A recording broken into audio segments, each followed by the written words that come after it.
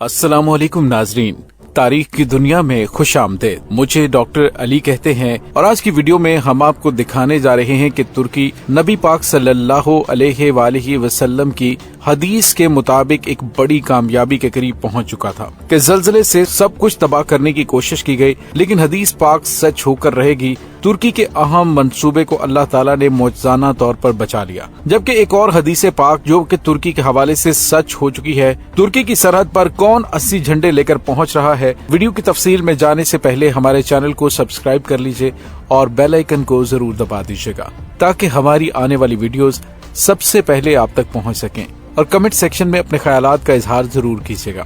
ناظرین، جس طرح سے ترکی کے اندر ہولناک زلزلہ آیا، اس سے بہت ساری کانسپیرنسی تھیوریز پر بات چیت ہو رہی ہے، لیکن شام اور ترکی کی سرحد پر جہاں پہ زلزلے کا مرکز ہے، این اسی جگہ پر نبی رحمت صلی اللہ علیہ وآلہ وسلم کی ایک حدیث مبارکہ موجود ہے، جس میں نبی پاک صلی اللہ علیہ وآلہ وسلم نے فرمایا تھا کہ اماک اور دابق کے مقام پر بنی الاسفر اتریں گے اور ہر علم تلے 12,000 کی فوج ہوگی، جبکہ ایک دوسری حدیث جس میں نبی پاک صلی اللہ علیہ وآلہ وسلم نے فرمایا کہ قیامت کی علامات میں سے ایک یہ بھی ہے کہ دریائے فرات اپنا رخ بدل لے گا اور اس سے سونے کا پہاڑ ظاہر ہوگا، لوگ اس سونے کی خاطر لڑیں گے اور ان کی بڑی تعداد قتل ہو جائے گی۔ رسول اللہ صلی اللہ علیہ وآلہ وسلم نے خبردار کیا کہ جو بھی اس موقع پر حاضر ہو وہ اس مال کو لینے سے محتاط رہے کہ کہیں وہ اس فتنے میں مبتلا نہ ہو جائے یا اس کی وجہ سے کوئی لڑائی شروع نہ ہو جائے۔ حدیث مبارکہ میں کہا کہ وہ پہاڑ حقیقی اور اصلی سونے کا ہوگا۔ اس سونے کے ظاہر ہونے کا سبب یہ ہوگا کہ دریا اپنے بہاؤ کا رخ تبدیل کر لے گا۔ اس سے قبل یہ طلائی پہاڑ مٹی سے اٹا ہوا اور غیر معروف ہوگا، مگر کسی وجہ سے پانی اپنا راستہ بدلے گا تو اللہ تعالیٰ اسے ظاہر کر دے گا، اور جو کوئی وہاں پہ موجود ہوگا اس پر لازم ہے کہ وہ سونے میں سے کچھ بھی نہ لے۔ دوستو، عہد حاضر میں ترکی اور شام کے ممالک دریائے فرات پر جو بند تعمیر کر رہے ہیں، اس کے قریب مختلف فیکٹریاں لگا رہے ہیں۔ اس وجہ سے دریا میں پانی کی قلت پیدا ہو رہی ہے۔ این ممکن ہے کہ یہ سونے کے پہاڑ کے ظہور کا پیش خیمہ ہو، لیکن ناظرین، جو حقائق ہم آپ کے سامنے رکھنے جا رہے ہیں وہ اس سے کہیں زیادہ خوفناک ہیں، کیونکہ ترکی وہ ملک ہے جو ایسے انتظامات کر رہا تھا کہ جس سے یہ حدیث پوری ہونے والی تھی، لیکن ہارپ ٹیکنالوجی کے ذریعے ترکی میں زلزلہ لا کر یہودیوں کی جانب سے یہ سب کچھ تباہ و برباد کرنے کی کوشش کی گئی۔ ناظرین، اب ذرا آپ امریکہ کی جانب سے کیے جانے والے اقدامات پر توجہ دیجیے گا۔ 21 جنوری کو امریکہ نے اپنے سفارتی عملے کو وارننگ جاری کی کہ ترکی میں دہشت گردوں کا حملہ ہو سکتا ہے، جبکہ 30 جنوری کو امریکہ نے ترکی میں دہشت گردی ہونے سے متعلق دوسری وارننگ جاری کی اور اپنے سفارتی عملے اور شہریوں کو متنبہ کیا کہ چرچ، سینگاگ اور رش والی جگہوں پر جانے سے گریز کریں۔ پھر 31 جنوری کو ترکی کے صدر رجب طیب اردوغان نے سویڈن کے ناٹو فورسز میں شمولیت کی مخالفت کر دی۔ ہنگری کے بعد ترکی دوسرا ملک ہے جو سویڈن کی ناٹو میں شمولیت کی مخالفت کرتا ہے۔ اس کے بعد 3 فروری کو ترکی نے دہشت گردی کے خطرے کے پیش نظر مختلف یورپی ممالک کے سفارتخانے بند کرنے کی مذمت کر دی اور الزام لگایا کہ امریکہ ترکی کے خلاف سائیکولوجیکل وار میں ملوث ہے۔ 2 فروری 2023 کو ترکی نے کہا تھا کہ مغرب ممکنہ دہشت گردی کے معاملے میں معلومات شیئر کرنے میں ناکام رہا ہے۔ ناظرین، اس کے بعد امریکہ نے ترکی کو خبردار کیا کہ روس کو اپنی ایکسپورٹ کم کر دے، کیونکہ روس ان اشیاء کو یوکرائن جنگ میں استعمال کرے گا۔ 4 فروری 2023 یہ زلزلے کی آمد سے 15 دن پہلے کی بین الاقوامی اہمیت کی خبریں ہیں، جبکہ مجموعی طور پر سال 2022 میں اردوغان حقیقی اسلامی لیڈر کے طور پر بیانات اور اقدامات کر چکے ہیں۔ 7 فروری کو ترکی میں ایک زلزلہ آ جاتا ہے۔ ناظرین، آپ کو 9/11 تو سب یاد ہوگا، کچھ ایسی ہی سچویشن تھی۔ اس روز تمام یہودی چھٹی پر تھے، تو کیا ترکی میں زلزلہ لایا گیا؟ غیر متوقع زلزلے، بارشوں اور طوفانوں کے ساتھ ہارپ کو جوڑا جا رہا ہے۔ ہارپ کی صلاحیتوں کے بارے میں کسی ملک یا بین الاقوامی ادارے کی جانب سے کچھ منظر عام پر نہیں آتا۔ دنیا کے مختلف کونوں سے تعلق رکھنے والے لوگ ذاتی ریسرچ پبلک کرتے ہیں، لیکن سال 2003 میں پینٹاگون نے جدید اور تباہ کن روسی الیکٹرو میگنیٹک غیر روایتی ہتھیاروں کی تفصیلات ڈی کلاسیفائڈ کی تھیں، جن کے مطابق روس کے پاس دنیا میں کسی بھی جگہ زلزلہ لانے کی صلاحیت 60 اور 70 کی دہائی میں موجود تھی۔ مزید اس رپورٹ کے مطابق 1960 میں روسی صدر خرشچیف نے ایک صدارتی تقریب میں خطاب کرتے ہوئے کہا کہ ہم ایک ایسا ہتھیار بنانے میں کامیاب ہو چکے ہیں جو چند منٹ میں روئے زمین پر موجود تمام انسانوں کو ہلاک کر دے گا۔ یہ ہتھیار غالباً اس قدر تباہ کن تھا کہ 1975 کی SALT کانفرنس میں خود ہی روسی صدر نے امریکہ کو تجویز پیش کی کہ ہم انسانی سوچ سے زیادہ تباہ کن ہتھیاروں کو بنانے اور ان پر ریسرچ کرنے پر پابندی عائد کر دیتے ہیں۔ ये तजवीज तो रद्दी की टोकरी में फेंक दी गई, लेकिन रूस ने 1984 में जापानी समुंदर में मशहूर जमाना कोल्ड टेस्ट जरूर किए।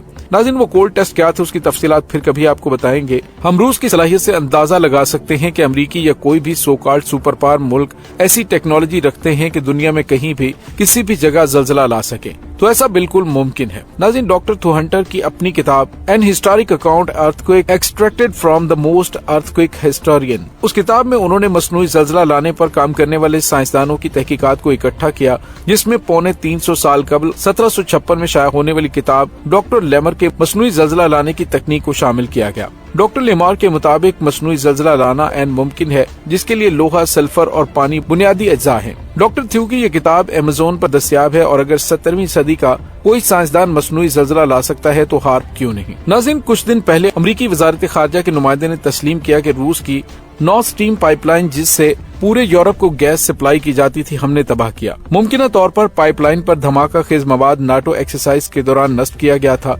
रूस को इश्तियाल दिलाकर दुनिया को तीसरी आलमी जंग के दहाने पर पहुंचाने वाला पूरा यूरोप, उसके तेल और गैस को बंद करके यूरोप में बसने वाले करोड़ों लोगों और बीसियों ममालिक की मईशत का भट्टा बिठाने वाला अमरीका तुर्की में ऐसी कोई तखरीबकारी क्यों नहीं कर सकता, जबकि तुर्की से जलजले के मुकाम से चंद 100 किलोमीटर दूर नाटो का इस कदर जदीद बेस मौजूद है, जिसमें एटमी वॉरहेड से लैस मिसाइलों की मौजूदगी का भी शुबा किया जाता है। अब एक और सवाल पैदा होता है कि जलजला तुर्की में ही क्यों? क्या इसकी वजह सिर्फ तुर्की की रूस के साथ तिजारत या कुछ और है? तो नाज़रीन, तुर्की में जलजला आने की इससे भी बड़ी वजूहात मौजूद है। जुलाई 2023 में, यानी कि चंद महीनों के बाद, मुआहिदा लौज़ान खत्म हो रहा है, जिसके बाद तुर्की की खिलाफत बहाल होने जा रही है। गो के खिलाफत की बहाली में बैनुल-अक़वामी तौर पर तुर्की को कोई बड़ा मुकाम तो नहीं दिया जा सकता, लेकिन अमरीका और यूरोप की 50% से ज्यादा तिजारती इशिया अबनाए बासफोर्स से गुजरती हैं। मुआहिदा लौज़ान की बदौलत तुर्की किसी यूरोपीय जहाज से कोई टैक्स वसूल नहीं कर सकता।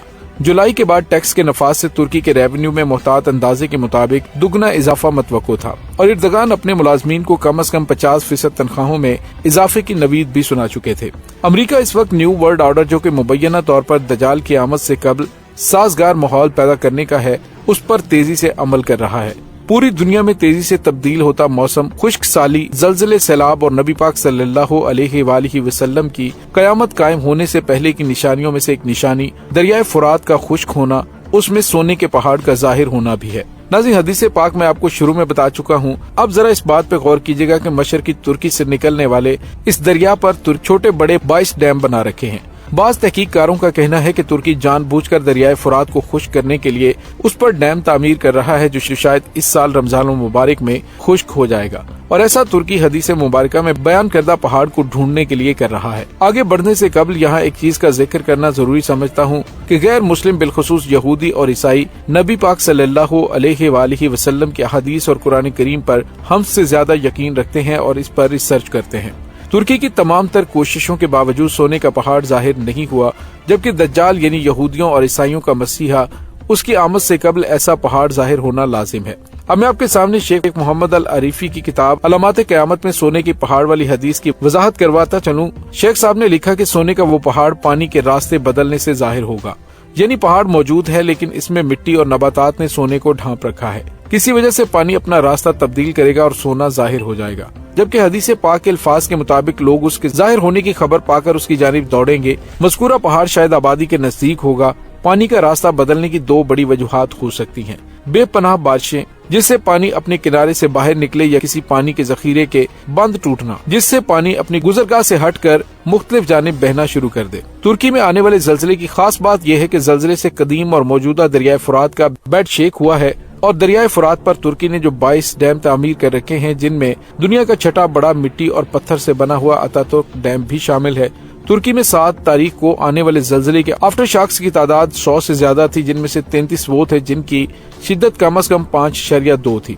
डैम्स को जलजला प्रूफ या उसकी शिद्दत से मुकाबला करने की सलाहियत के साथ बनाया जाता है, लेकिन अपने मसीहा को लाने के लिए बेचैन यहूदी किसी हद तक भी जा सकते हैं। इसलिए पानी के रास्तों को तब्दील करने के लिए आइंदा तुर्की में शदीद बारिशें या किसी डैम को तोड़ना भी बैद क़यास नहीं होगा। तो नाज़रीन, इस शदीद तरीन ज़लज़ले के बाद आपको ये बताते चलें, 80 परचमों के नीचे, हर परचम के नीचे 12,000 की फौज की हदीस मुबारका मौजूद है। अगर आज की बैनुल-अक़वामी सियासत पर नजर दौड़ाएं तो ये तमाम तर मंजर कशी हकीकत में मुकम्मल हो जाती है कि जिस तरह से नए ग्रेटर इसराइल की जनूब मशरकी और मगरबी सरहद के बाद शुमाली सरहद पर हदीस मुबारका की निशानियां जाहिर होना शुरू हो गई हैं।